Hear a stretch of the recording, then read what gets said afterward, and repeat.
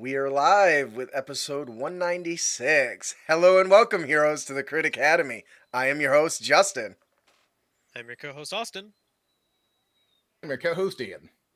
We hope to inspire you with creative content that you can bring with you on your next adventure. We want to thank you for joining us here today at the Crit Academy Studios, where everything's made up and your roles don't matter. That's right. Your role's like a superhero without any powers. Yep. Wouldn't that be Batman? Shut up. Yeah, you just have money. That's a Or superpower. Hawkeye, or Black Knight, or... You can stop I talking can't think now. of a long list of heroes that have Shush. powers. I mean, Batman does have like pseudo super strength because that dude is like 300 pounds of raw Working out, muscle. though. Kicking people like 200 feet off of buildings and Yeah, shit. I mean, All right, so once again, as you can tell, we are doing social distancing with the rise in COVID cases and all that stuff, and the new mandates that just came out a few minutes ago, about an hour pretty ago. scary again. So we will be doing the show for the foreseeable future online, and when all the troubles and inconveniences that comes with. So I'm really excited for today's episode. It's hard not to be a fan of fantasy, Dungeons and Dragons, and all that stuff, and not enjoy superhero shticks. So I'm really excited today to cover the 5th Evolution Carbide City. It is a product based on the 5th edition rule set to run superheroes by Limitless Adventures. So that's really exciting. But before we get to that, we have our Let's Talk About Blank segment, and I have a really exciting topic today. You know, with Tasha's Cauldron of Everything, hits our Dungeons and Dragons games next week, assuming nothing goes wrong. Yep. So Wizards of the Coast has been getting kind of everything up to date. Most notably, the D&D group has been getting previous books ready to be compatible with the changes in Tasha's. So basically what that means is they are updating all the errata or the rules for interpretation, right? If you don't know, I think we've talked about it on the show before, Wizards released what was called Sage Advice Document, which was basically a compendium of clarifications on rules and details on how mechanics should work or how they were intended, so that there's less confusion, or if there was like a typo or some sort of error in any of the books, right? Well, they've just released those a new one updated. You can find it on our superheroes 5th Evolution blog. If you head on over to critacademy.com/post/episode 196, it's probably right there if you're watching live on the main page. We have a link there that shows some of the updates, and there's some pretty big changes. Did you guys Yeah, get? there's definitely a couple that made me go, they did what now? To what? Yeah. So there, aside from the plethora of changes that they made, we got some pretty big changes to the Booming Blade, which is one of my personal favorite cantrips. As well as the way it works with the Shadow Blade spell. And I'm not going to lie, I'm a little upset by this, because we already didn't have a whole lot of good melee cantrips. No. Yeah, they're. Yeah, So agreed. to my understanding, what they've done now is it now includes requirement of a melee weapon. Which may not seem like a big deal, but when you like to use magical blades like the Shadow Blade or the Flame Blade, you can't use it with that anymore, which meant you could, as an arcane trickster rogue, which is once again already one that doesn't get a lot of love, you will no longer be able to legally use the Shadow Blade with the Booming Blade cantrip with your sneak attack, basically. Right. And that sucks. I'm gonna I'm cry. surprised if a lot of tables ignore it. If we're being real here. Yeah, but see, the thing is, in your home game, that's not a big deal. But like for like Adventure League. yeah, Adventure League or just going to other people's house, you can't assume they're gonna allow that, Right. and that sucks. So overall, I thought this was really cool that they updated this already, and you can access it. If you haven't picked it up, it's definitely worth picking up the Sage Advice Compendium just because it does clarify some stuff that's kind of worded a little janky, I think, if that makes sense. Did you guys have any additional points you wanted to make on this topic? They definitely made quite a few changes to some of the stuff from the Sorka's Adventures Guide. Mm-hmm.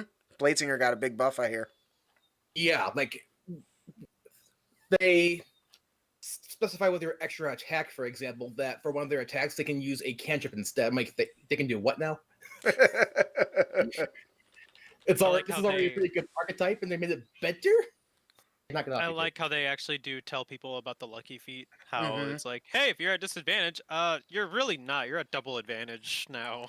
Yeah, it's actually quite amazing that how that functions. But there's always been a bit of disagreement on that with some people or some DMs, whatever. And now they can't. Right. I do think this is. And I like how that they kind of just intend it. They're like, no, yeah, that sounds fine. Yeah, so there was one other thing that I realized in this, and I don't know how long it's been in here, but did you know that the Circle of the Moon druid can speak the language it knows while it's in the form of an elemental? I didn't know that. I just always assumed they couldn't talk. But apparently, when wild shaped and you transform into the elemental, they can still talk. I had no idea. Okay. And I do apologize to our druid friend, Matt, who has done this and transformed into a wind elemental. And I gave him a hard time. I was like, dude, you're a gust of wind. The only words you make are...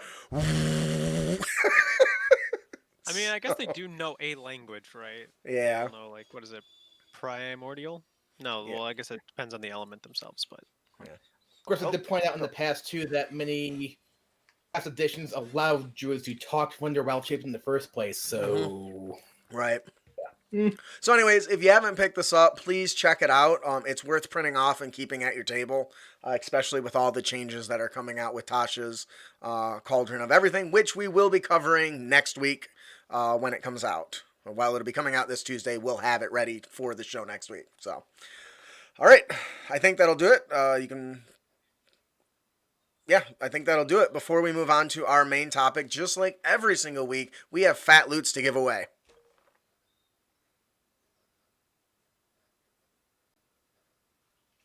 Hello? So it wasn't just me then, okay? Because I saw you two freeze. Yeah, we all kind of... Yeah, so everyone knows, in the area we're in right now, there is a huge windstorm. So if our service goes out, the power goes out, the internet go out, all those are possibilities. So we apologize in advance. Yeah. Mm-hmm. So Austin, would you like to tell us about that fantastic loots? Yeah. So we have a gift to give away, of course, as we do every week. And it is from Loresmith, the modular dungeon tiles. Now, specifically the Arcania set. The Arcania digital tile set lets you make dark, shadowy dungeon maps, rich with the fumes of arcane secrets.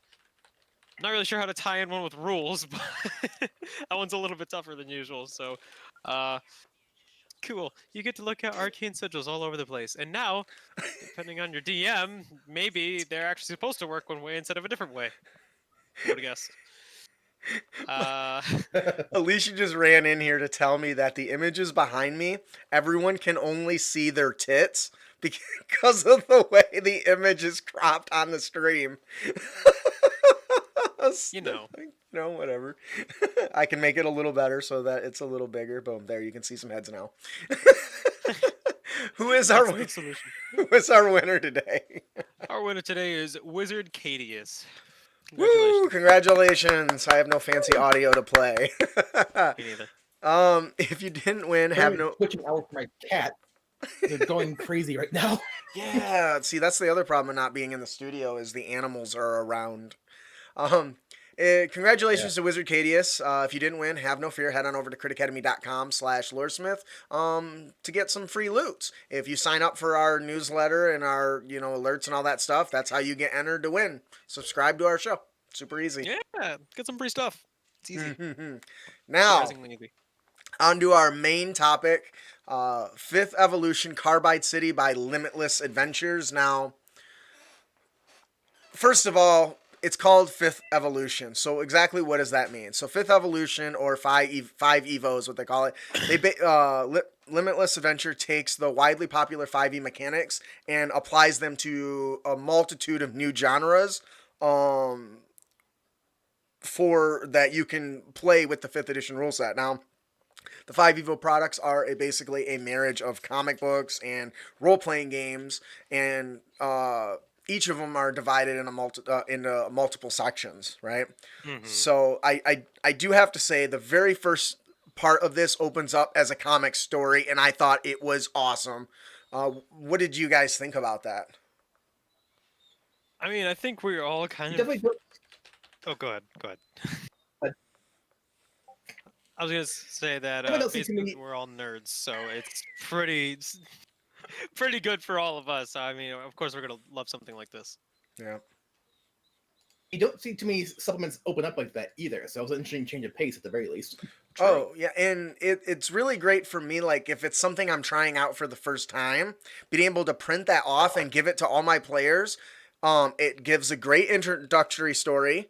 It really sets the mood and the theme of the game, and it gives everyone an idea of, without having to know this entire world, right? And it saves explanation on my part as the dungeon master or game master to get the players into it. I can just pass it out. Each of you spend a few minutes and read this short comic, which, by the way, has a great story and really cool artwork.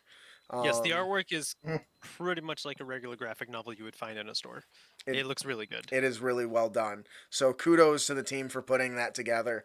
Very much so like professional quality, honestly. Like, it looks fantastic. Yeah, it's very good. And there's one part in it though that really kind of got me, because there's something you don't really think about a lot of in the world of comic books, and that's kind of the side disasters that happen, the casualties. And in one of the scenes, all you see is a couple in the park, and a couple people in the park, and a mom and a kid walking through the park with the kid eating his icicle, and then you see a bullet is shot. You see a hole in a book from a kid that was reading it, and the ice cream falls to the ground. Now, it doesn't show what happens, but that implies that there has been casualties from this evil person's or this enemy's actions, which is something that I think generally, now I haven't read comics in quite a bit of a while, but that's usually something that just gets overlooked. When Superman bashes an enemy through a building, it doesn't show the 5 people that got smashed underneath his body as he was being pushed through the other side. You know what I mean? So I thought that was a really good inclusion to set the heroic moments, right? I can agree to that. Set the tone. It definitely isn't something that is talked about heavily in terms of like superheroes and stuff. Like, when you start getting to like the really high level heroes who can like literally throw planets at each other, like, you don't really think about the people living on those planets too much. Right, yeah, he just threw a planet at this person. Oh, there's nobody living there. They're all dead now. It doesn't matter. I don't know. Whole civilizations are just ended. Right. Made me flash to what One Punch Man, where there's a giant meteor falling towards a city, which would have wiped out the entire city if it hit, only for a second time to jump up in the air and punch it, which then made it break it up into smaller meteors, which did cause a lot of damage, but still saved the city. A lot of people's reaction was, "Hey, that's the guy that wrecked my house!" Come on, guys. Yes. Save your lives. That's a really good example. So It is, though. Like, people are never going to be happy. If it's not 100% good, then what's the point, guys, right? right. So that's kind of how it opens up. Now, the game it does come with a short. It comes with an adventure. I think I talk about that a little bit later. It opens up with an adventure that you can run that kind of jumps off of the comic book that's inside, which is, once again, very cool. Because if you have access to if you have the resources, I can totally see somebody hiring an artist and an illustrator and finishing the comic with their characters, which I just think is really cool and above and beyond what For sure. most people would think to do. So as we're going through this, we're going to talk a little bit about the different things. It comes with a really unique idea in their concept of how they build the characters. But before that, I want to talk a little bit about the adventure. When you guys think superhero shticks, what's kind of the first kind of comic book villain story that comes to mind? Something that most comic books have in common. So many directions I can go with this. I was gonna say, The like, Prison Break. are you talking like That's a just good like one. some generic villain, like? Yeah, like a scene that happens in most movie flicks or comic books or superheroes. A little blurry here. I usually just like think about like the Joker, where like the minute they are there, their presence is known and something is blowing up. Like, That's a good one. So in this one, You're this probably event, thinking bank robbery, aren't you? yeah, I am. And that's literally what this goes to. This opens up with basically a heist, right? Which I think is pretty great because once again, it fits that very comic book kind of feel. And now going through the stat blocks, they include some pretty cool stuff. Because remember, I told you they talk about in the comic book. It opens up with kind of the people that are around. So there's stat blocks for reporters, EMTs, and of course average citizens, right?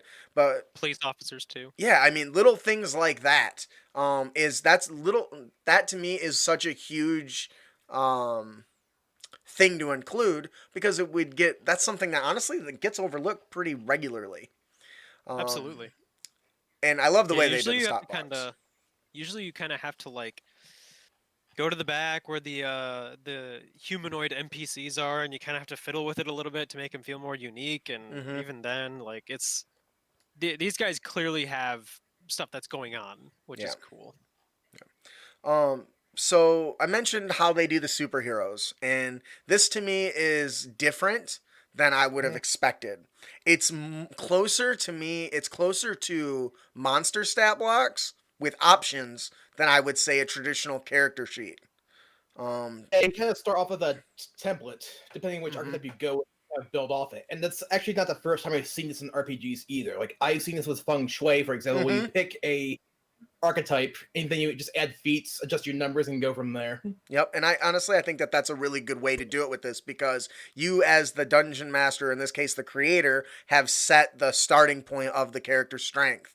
Because let's be honest, level 1 our adventurers are pretty strong, but they're not like heroic strong. So Yeah, they're not like some mythic beings stepping out of something. They're usually almost like they're just slightly above average dudes, honestly. yeah. You gotta just walk around like, And oh the yeah, fact you want to fight me? And you're just like, I mean, I guess, sure. And so you almost lose just like some humanoid dude who's like, oh, I'm just some regular farmer guy with some fisticuffs. And you're just like, oh well, I'm a paladin with the power of this longsword. Here we go. Yeah, it's in this one you start at I level do appreciate 5, this. which I think fits really really well.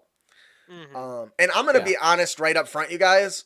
After I read through this, I picked up Mutants and Masterminds, and some other stuff, and now I am already trying to develop my own superhero thing because this spurred so many ideas in my brain. I wrote like 6,000 words this past few days, so about it. A lot. Yeah. So in this, so once again, you start out at level 5 with basically a template. In this case, it's Geist is an example, which is like a supernatural Spectre style superhero. You get the traditional Gadgeteer. Mhm. Adam, the first man, is basically a Greek god or a superhero or Superman type character, and they come with Yeah. their own basic abilities. But then you have little options that you choose as you level up, which gives you kind of that customization. But it's certainly not um, as much control as you would get as if you started at level 1 and picked your own character progressing, if that makes sense. Mhm. Interesting. And there's a lot here. I don't think we're gonna There go. Is there any one really particular is. that you like that really jumps out as something different that you haven't seen done in fifth edition? Yes and no, if that makes any sense. Well, why don't you tell us about Because one you picked? I mean, I was just thinking about the fact that when you look at these archetypes, they're not really like built like any classes that you really see in 5e, as much as Right. they pick and choose and put them together for stuff that makes sense together, which makes sense for a RPG for superheroes, which we actually had talked about a little bit Uh-huh. earlier, because So with superheroes, so many options, so many things you can do within the genre that you can't really have classes. yeah. And I think they do a Just pretty good job here. You've got like the blaster archetype, which is like the energy shooters, right? The Kamehameha wave guys, Gambit or Cyclops. Um, Yeah. you have the I mean, brick, which is there's. like the tank, which is I like cool. the martial artists, and I like how it's just some dude who's just a ninja. I'm really about it. I don't know why You it know, strikes my fancy so well, but it does. actually, one of my favorite characters I've ever ran was in the Masterminds. I built a character called White Dragon, who was just a straight up martial artist. That was it. Any powers he had, I just said it was just martial arts training. That's really cool. I'll just shoot I an remember energy those, blast out of your hands. Martial arts. No, Just well, pick it up. well, like the first combat encounter we had with them, we were basically like flying to a someone's lair in our team's plane, and we get attacked by fighter jets. And my first, I'm like, I'm a martial arts guy. What the crap am I gonna do? Then our guy, who was not Wolverine, if you will, tried nah. to jump our plane out of one of theirs, missed, and fell into the ocean. I'm like, wait, we can do that? Yep. Well, I'm a martial artist. I can jump better than that guy. So, like, in my turn, the kung fu leap, crouching tiger, hidden dragon style off of our plane, landed on one of the enemy fighter planes. Like, okay, I'm going to attack through the canopy. And I rolled to attack, rolled high. The GM was like, oh, so you're going to punch a pouch? No, I'm aiming for the ejection button. You gotta eject him. I'm That's not a awesome. fool. Just how So he talks. You're doing what? Made everybody just burst in laughter. Yep, punching the glass because it took piercing as part of my attack. So there's a couple things that they do in here that I think is really cool. First of all, we want to touch on the advancement a little bit. There are no level advancements. They 100% commit to milestone advancement, which is Interesting. how you kind of get your new abilities, right? Basically, when the DM decides you guys have made it so far and you've learned a new way to do something, which honestly I think is probably the best approach for something that it isn't designed to have level by level progression. I Um, can agree to that. the one thing that I was super impressed by, and when I first thought of this, I was like, how are they going to make this work? The speedster, right? The speedster in every superhero flick. We'll talk about the Flash because that's on TV, right? And he's so fast, he has all the time in the world to think. He can punch you 1,000 times before you get hit once. How can you successfully capture balance it. something Yeah. like that? And honestly, they did a pretty great job. The guy has multi attack. He attacks 4 times, right? And he can move between targets. But what's cool is he doesn't roll damage for his unarmed strikes. I think in order to capture the fact that he's moving so fast and is guaranteed to be effective, it just does a solid 6 damage at the starting level. That's huge to me because there's no chance to roll a 1. You're just always at the max damage. And that to me was an interesting way to do it, I guess. And the creature's speed or the speedster is 120 feet. Yeah. That's very And fast. and they get a reaction, which is basically called sidestep, which is basically parry. They can Yeah. increase their AC for an attack by 3. If it would hit. Well, I guess it wouldn't matter. You'd only do it if it would hit, I guess. But Yep. That being said, there's a few things that I think that they could that I think would have been a little better for this. They do give advancements for like the rogue's evasion. they get the luck feature, which basically once a day they can re-roll any die. So they get some stuff that really increases their chance of success for their speed. Hmm. The one thing I'm surprised that didn't make it is not giving them the displacer beast displacement ability or something similar. Because you totally can see the displacer beast, instead of it being illusion, just them moving really, really fast. So every Hmm. attack has disadvantage on them until they're struck, which slows them down, and then you can wail on them again. When I was watching The Flash, that's the first thing that came by to me. So that'd probably been the one thing that I would have changed. But I was really impressed with this. So Interesting. Okay.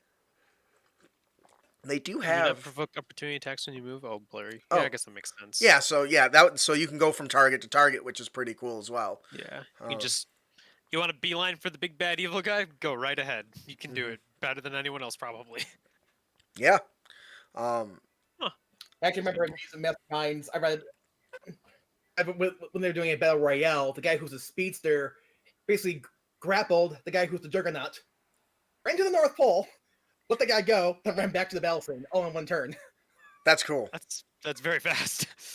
That's really, really cool. Yeah, that's how. That's also clever. And needless to say, the player who was playing the juggernaut was like, well, now what do I do for the rest of this game? You don't um, break the grapple.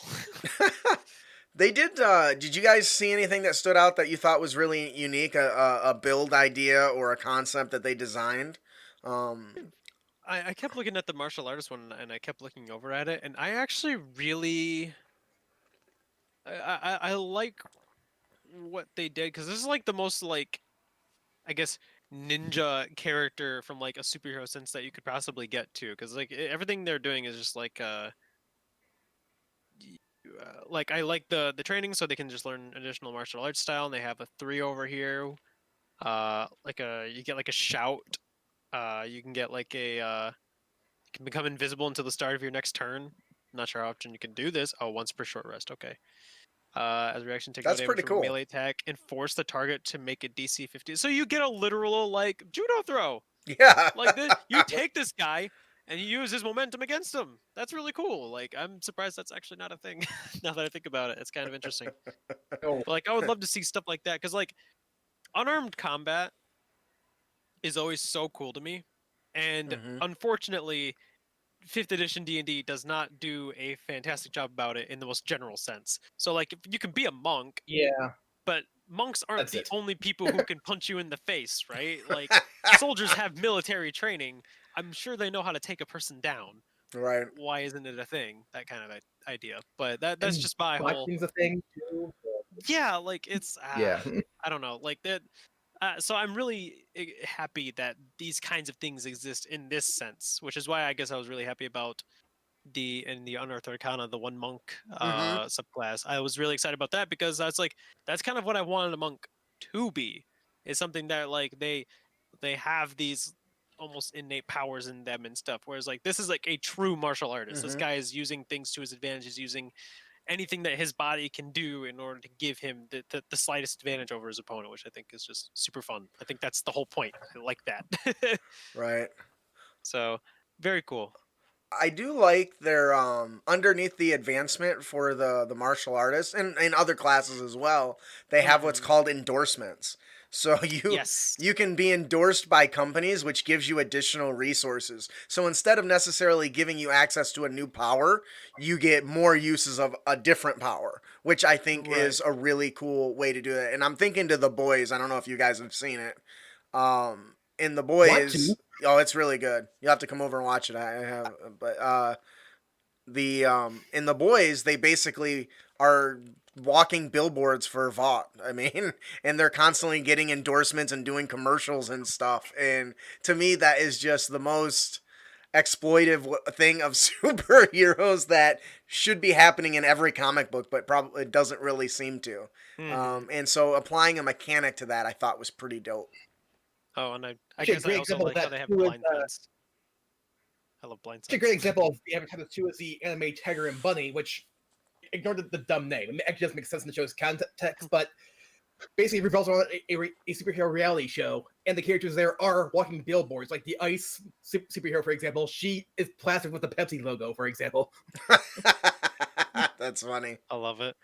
There's lots of stuff like So overall, they give you lots of monsters to use from henchmen and minions and all that sort of stuff, Yes. which is pretty cool. I do like the hero Titan, or is that a class? Or is that a person? That's a person. The Titan, basically can rechange its size, so kind of like Ant-Man. I thought that was pretty cool. There's lots of really fun stuff and some unique ideas. I love the way the stat blocks are written out. And I love the diversity they included. For instance, one of the characters, his name is Jaunt, who is clearly Latina. She speaks English and Spanish, so they've included a diverse, collection of people. I know that one of the characters is African American, the brick archetype. Mhm. It kind of looks like Cyborg if I'm going to be real. But they did a really good job including a variety of different people. What's that, Ian? about Luke Cage, actually. Oh, yeah, okay, I can see Luke Cage.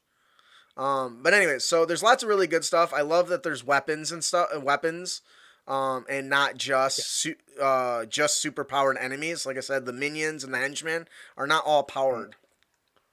Yes, some of them are genuinely just regular dudes, just following the big bad evil guy. Which Someone's is got to do the interesting. dirty work. But many of them have, silenced pistols versus combat knives, semi-automatic rifles. The ERT, or the Evo Response Team, they have a beanbag gun. That's pretty cool. You shoot somebody, but they are stabilized when they go to 0, which is pretty awesome. That's pretty good. I like that. So I do think they give lots of opportunity to change for something that is, to me, this is designed to be something you can run short, maybe 1 or 2 or 3 adventures, For sure. without needing to do anything else. Now, there are guidelines for a DM who wants to expand upon this. But for me, this is more of a not something you're going to run, a year-long campaign with, at least without doing a lot of additional work. Yes, I can agree to that. But it's a great jumping off point. Now, sorry, I got something in my throat. It's all itchy back there. Mm-hmm. Excuse me. So, But do you think it is kind of difficult in many cases to make a superhero RPG, which I've played a couple, and keep things simple enough where you can not get bogged down in the details, but open enough to create what you want? mhm. I remember when one of my games of Meetings and Masterminds, most of the players had no idea what they're doing when they built their character, and it showed. And actually, after our first couple of sessions, we actually spent the entire day like, okay, guys, we're gonna have to rebuild your characters from scratch, Now, kind of thing. that's, in my opinion, that's one of the strengths of this product, is because you don't need to build it. You can literally hand it out. Here's where we start. Here's all the powers you have. If you like it, we'll keep playing. Here's how you advance. If not, we don't keep playing, and we didn't spend a whole session building everything. So Yeah. now there are other things that come with running a superhero genre versus a fantasy genre. And they give us kind of some guidelines. The first guideline being is that character death and murder are supposed to be rare. It is expected that the villains will be apprehended or turned over to authorities. Murder and excessive violence will adversely affect the character's notoriety and specifically their public opinion score, which we'll talk about more in the Dungeon Master tip because it's awesome. But that is what really makes it superhero, is your characters aren't out just murdering everybody. Unless you run it like the boys, then maybe. But the goal is to try to subdue and control the situation, not just blow up a building with the enemy inside. And I think that's interesting. I feel like every game will turn into that anyway, but Maybe. what are Austin? What are some other expectations of the superhero genre versus fantasy? Right. So healing is rare, in this specific genre, in the supers genre. So there's no cleric just kind of ready to kind of just like bounce you back into the fight. There's some evos are capable of regeneration, but unfortunately in this Carbide City, which is where this is all kind of based around anyway, this ability only kind of appears in feral evos. Players need to gauge risks, take cover, and dodge as though their lives kind of just depend on it. And GMs will also have to take a lack of healing into account when they're writing their adventures, just because, you know, there isn't just some dude who's going to be like, I'm going to call down the light of God to heal you. God doesn't exist here. And not everyone's gonna be like Wolverine, have a healing factor. Right. And those are things to take into consideration. Batman is a mortal man. I don't know, man. He gets That out of some. wound will hurt him. He gets out of some sticky situations. I mean, that's because he has boatloads of money and can kind of just do that. I'm waiting for the episode of Batman where he's getting his ass kicked so bad he just reaches out and pulls out a silver credit card. Here, take it. Leave me alone. Just please. We're done here. Austin or Ian, what's another one? Even when people die, this is a super weird genre. They always come back in some way, shape, or form. Yep. Be it heroes, villains, even if it's just somebody like taking up the identity of somebody who got killed, or Oh, that's good. I like I that. even seen some videos that make fun of this. Wait a second. We saw this guy die, but we have no body. We're having his funeral. This is not the first time he's died. Why are we even here? That's a really good one. Because you see it a lot in the Batman where Joker goes to Arkham or prison or whatever and always escapes. So there can be a lot of fun with that where you can have a reoccurring villain that is out to just taunt the players, and every time he gets out they just like, oh, not this shit again. I mean, even like the bigger bad guys. So like in like Thanos, for instance, the guy never fucking dies. He's always coming back some way, shape, or form. Right. If you've ever read through any of his graphic novels that he's involved in, dude's lost limbs nonstop, and he's still just kicking it, dude. Yeah, Like, they should it's go for the awesome. head. They should have gone for the head. So Would have solved a lot of problems, man. Just saying. the other thing that I really think makes superhero different than most fantasy games is the city has character. Anybody can tell you all about Gotham. Why? Yeah. Gotham's not a main character. It's a setting, but we all know about Gotham. We know that it's plagued with thugs and gangs and corrupt policemen and Oh, for sure. and everything of that nature. We know that by the setting, and the Carbide City is no different. It has its own personality, and it in this setting, you know, these sorts of superhero lives and supervillains and everything, it becomes something that happens all the time. You see it in the Spider-Man flicks all the time, where he's in the middle of doing something personal, and then a damn, you know, cop car chasing a armed bank robbers drives by him, and now he's like, well, I was on my way to this date, but I'm a hero. I should probably go do that. Well, somebody else can take care of it, but what if they don't? And then I chose not to, and somebody gets hurt, you know? So stuff like that, I think, becomes more important in a superhero genre. Yeah. Another thing in superhero genres is anonymity. So most Evos lead double lives, including heroes in all of comic books, really. I mean, let's look at Clark Kent. Seriously. They lead double lives to protect their loved ones from, you know, villains and media lawsuits. Incredibles. A hero without a secret identity can expect no rest or peace as they are constantly harassed and asked for help. I mean, look at Batman. If people knew who Batman was, that would create waves. Right. People would be like, excuse me? This billionaire is a vigilante going out and just like taking down thugs? Well, and it would be easier to target him too, because then you could target his assets. And you can beat him financially and destroy him by getting rid of his resource to do the job, right? So there's a lot of truth to that. In The Incredibles, we saw that heroes get sued for helping people. Yes. So the fact that that's included in here as a comment is important, because all the power in the world isn't gonna save you from a jury, right? If you done messed up. Well, that is if you're a good guy, and then suddenly when that jury hits you and you suddenly become a bad guy, well, you should have Oh kept your man. identity a secret. Could you imagine that? Becoming a villain because you were wrongfully accused of something after trying to save people and you just finally give up and just snap? Like, I'm tired of helping you. You're ungrateful bastards. Zzz, laser beam to the head. Yeah, I mean, could you Yep. imagine it just blows up the courthouse? I mean, sorry, but his life was threatened. Right? You tried to threaten a man who could level a city. It's not my fault the city's gone. Yeah. Yeah, that's a good one. You know Yeah. what? I'm not gonna save you guys. You keep giving me too much crap.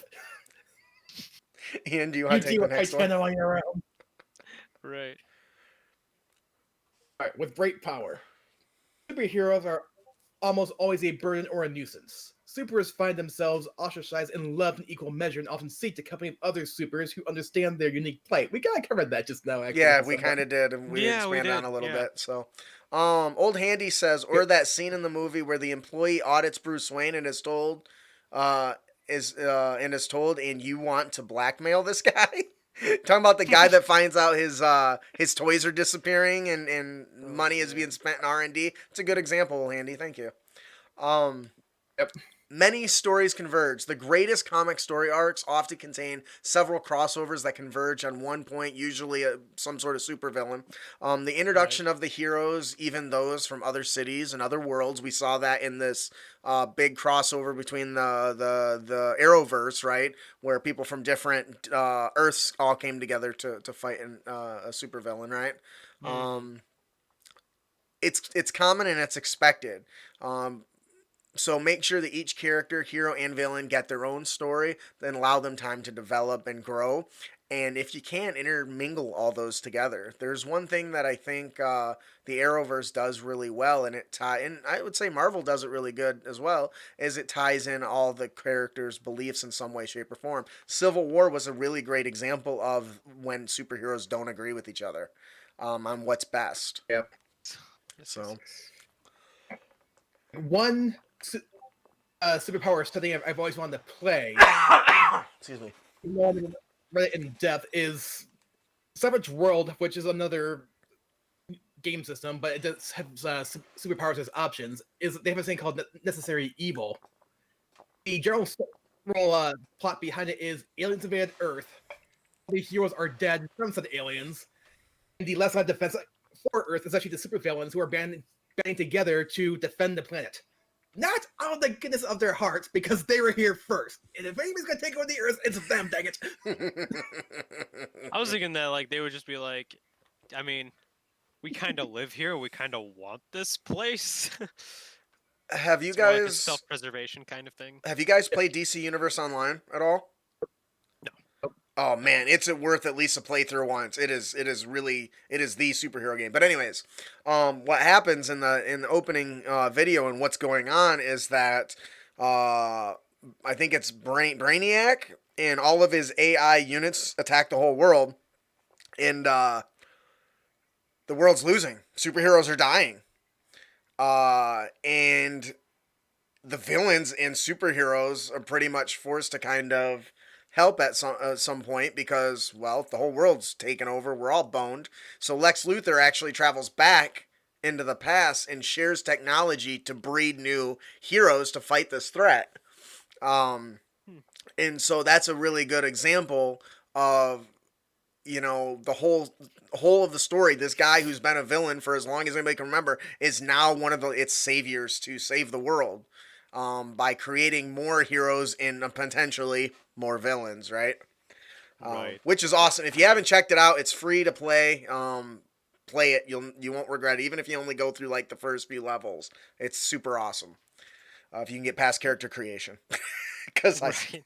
I took me a long time too. So, lastly, in the third section of the book, they have all the details you need for a GM to create their own, adventures within the genre. Because this is all compatible with 5e, you can really toss in anything from either genre. If you want to have Space Marines fighting a T-Rex, you can really do that. In fact, I think in our Patreon, I just released recently the barrel dragon or the barrel drake or whatever, which is basically a giant T-Rex with like laser cannons and shit, and stuff like that fits far well within it. You can have wizards going up against gun-toting, giant mechs. I see a lot of that in the Final Fantasy XIV game that I play, where you've got a mix of fantasy and sci-fi, and this really gives you the options to do it. One might even say that the options are limitless. Like Limitless Adventures. See what they did there?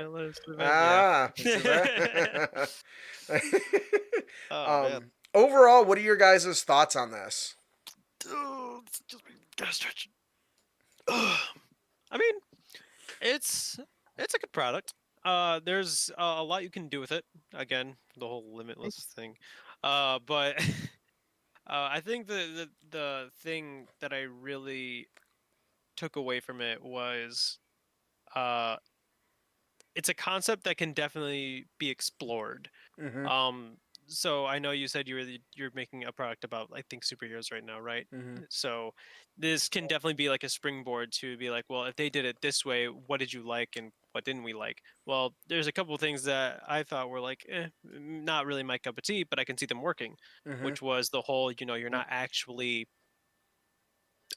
creating a character, you're kind of just adding on top of this framework that already exists. Yeah. And that won't appeal to everybody.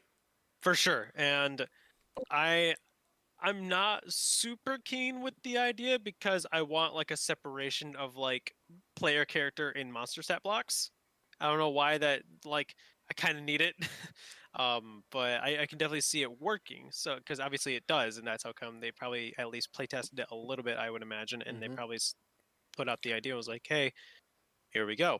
And I mean, there is some merit to it. It does have like milestone based like a level ups and stuff. So I mean, I do like where it's going. It's just maybe this one wasn't as much for me this time around. Right, and honestly, when I first thought that, that's what I was kind of thinking. But then I thought of it more of like it just being a pre-generated character, like I did when I played the Right.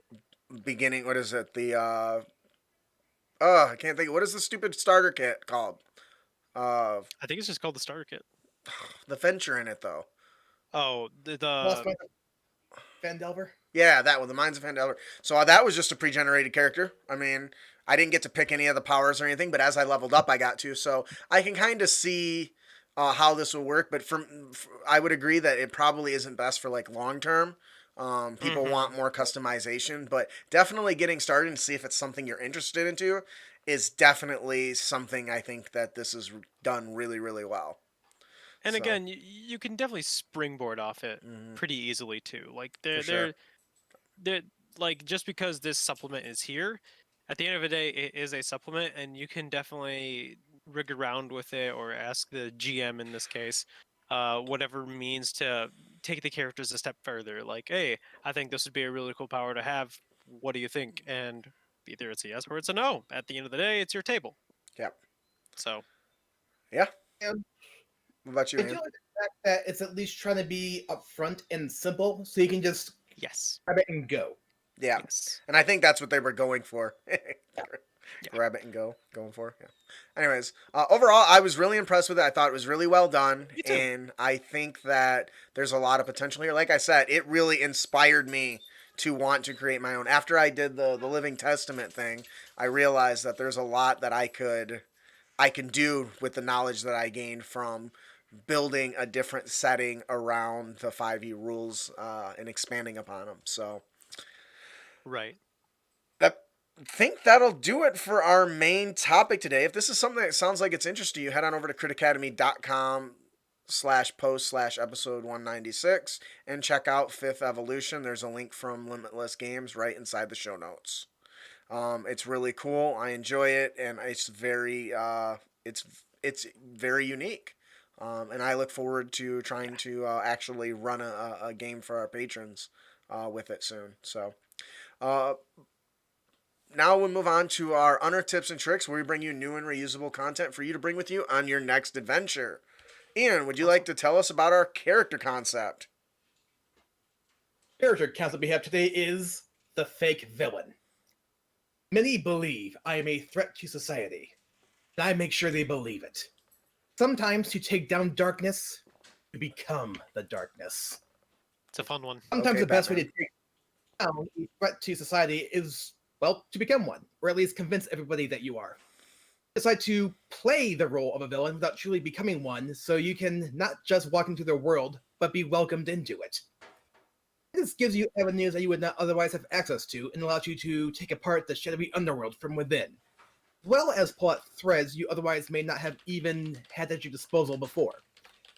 And beyond that, you can, to a degree, accept your role as a villain, which would sometimes, in some cases, put you beyond limitations of normal heroes. And sometimes you just simply do what's necessary without the limitation of these things called morals. Morals. Who needs these things? I like this one. Yeah. I like this one a lot. And But you the can, main inspiration for this for me was the Green Hornet, who is a hero, actually, a vigilante, but he poses as a villain. Yeah, I recently watched that movie with Seth Rogen, and Alright. it was, well, yeah, but the point is that when I watch it, he's out there to scare the bad guys by taking over the bad guys area, right, and threatening them or whatever. So the idea, because they think he's a bad guy, they don't know what he's willing to do, and I think that's what makes a character playing a fake villain interesting, because you know that a paladin is less likely to just go all, head explodey on you or whatever term you want, but right. because heroes have morals, they have rules. And because I think this is specifically a good one, because we're talking superheroes, that there's certain things most people know Superman won't do, and because of that, that can be leveraged against him. No matter what you do, most heroes, most people know Superman won't kill you. He'll arrest you. What? He's done plenty of time. Yes, but Most people don't realize that. it's not like he goes laser eyeing people to death, though.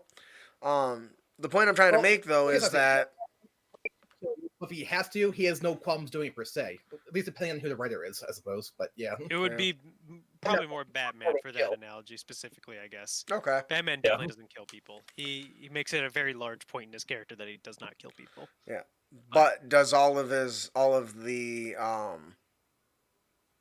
enemies know that? Because otherwise, I'm sure Joker makes bank for that all the time. right?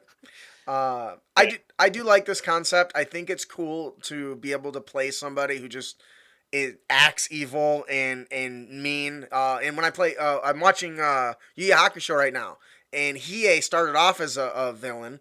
But he acts like he hates and will kill anyone in a second. But throughout the whole thing, it seems like he's more bluster about it than actual action. And I think the same goes true for Vegeta in Dragon Ball Z.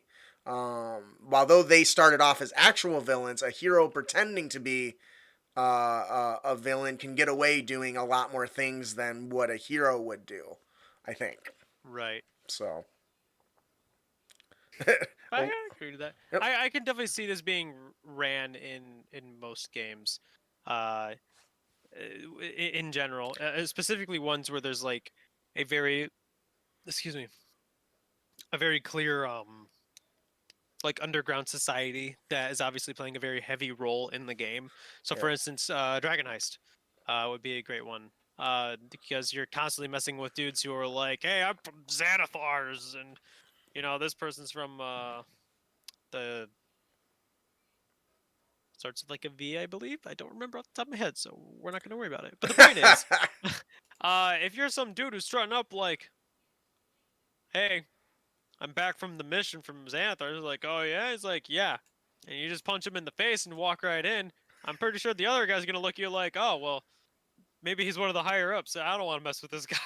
Yeah, I think this really lends itself well to the rogue's criminal background, or the Yes. is it the rogue that has what is the backstory, the criminal background, or the The charlatan? criminal background does the charlatan too Yeah, works. both of those I think lend it well to this sort of style of play. Yeah. So, I think that'll do it for our character concept, the fake villain.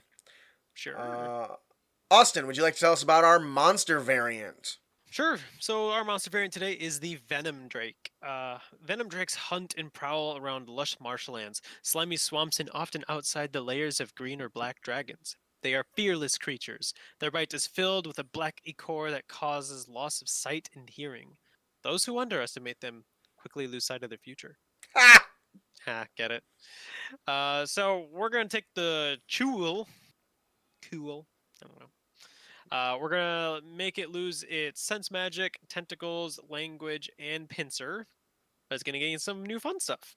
So we're Yeah. gonna give it venomous bite, which is basically a 10-foot reaching melee attack, and on a DC 13 Constitution saving throw, they have to succeed on it or they're poisoned. And when they're poisoned, they're blinded and they're deafened, much like the flavor text. And of course, you can keep repeating the saving throw because obviously that'd be pretty brutal. um, and as with what Justin does lately with most of his monsters, if they don't have a legendary reaction, they have a reaction. Which this one in specific has something called the imposing roar. So when the Drake is hit with a melee weapon attack, it can use its reaction to release an intimidating bellow at the attacker. If the target can see and hear it, it must make a DC 13 Wisdom saving throw or be frightened of the Drake until the end of the next turn. So, pretty good stuff. So, what do you guys think about this? Can it not fly? No. Drakes don't Interesting. fly. Drakes don't fly? Okay. No. I was not Don't aware. fly. They're like their category is dragon, but they don't have wings or intelligence to talk or anything like that. But Okay. this one's really fun. I wanted something different besides the traditional poison, and the idea of a person being bit and then can't see or hear anything seems just terrifying. You can make it so like they just feel like their eyes and their ears are burning. But Yeah, like obviously they're not on fire. They're just, the poison's kind of it's like being in a black room with no sound at all. I mean, Hmm. but you can feel the pain of this thing biting into you and throwing you around, which is just fun. Just being thrown across the Yep. room. Pretty good. I like it. I could definitely see like where having multiple of these things would be terrifying. Everyone's just running around. They can't see or hear anything. So But the then just rogue get with slammed blind sense is the around. only one who's like, "Oh boy, guys, I don't know what to do." Man, something like this would be terrifying to put on like an cliff edge of a cliff Yes. because On like an airship. I totally. Oh man, that's terrifying. Because what happens if they wander off the edge? Or a Like, bridge. yeah, you can't see, you can't hear. You just stand still, which makes you a bigger target, I think. So, anyways, this is a really simple Yep. monster. I like it. I thought there needed to be more drakes. There's not nearly enough. Agree with So that. no, that'll That's do it good. for the Venom Drake. Our encounter of the podcast is not right. Hang on, let me fix that. Is not right. The encounter of the podcast is the troll. Rikala Ashhelm, a lawful good dwarf noble, is a respected educator in a large city. She has dedicated her life to alchemy, the combination of science and magic. When she was young, she lost her arm in a goblin raid. While her family has money, access to magic that can heal the flesh is far too expensive for many, especially for farmers and the people where she grew up. Because of this, she has spent her life experimenting and developing a regenerative potion created from troll's blood in the hopes that it can be used to regrow lost limbs. Interesting. Townsfolk have. So many- Huh? I can see so many ways this can go wrong. Right. Townsfolk have reported a monster in the sewers, and Rakala has gone missing. Her apprentice, Aenor Gemhart, a gnome commoner, is seeking help to find her. Aenor believes that the monster may have kidnapped Rakala. Aenor invites the characters back to their ransacked lab to investigate the last known whereabouts. A successful DC 16 investigation check reveals a broken potion bottle among the debris and massive claw marks around the lab. Aenor tells them it was the most recent experimental mixture that was in the broken vial that contained troll blood potion. successful DC 18 survival check, the characters are able to track the monstrous beast to its lair from the tracks it left behind. There they find a stocky troll with long hair.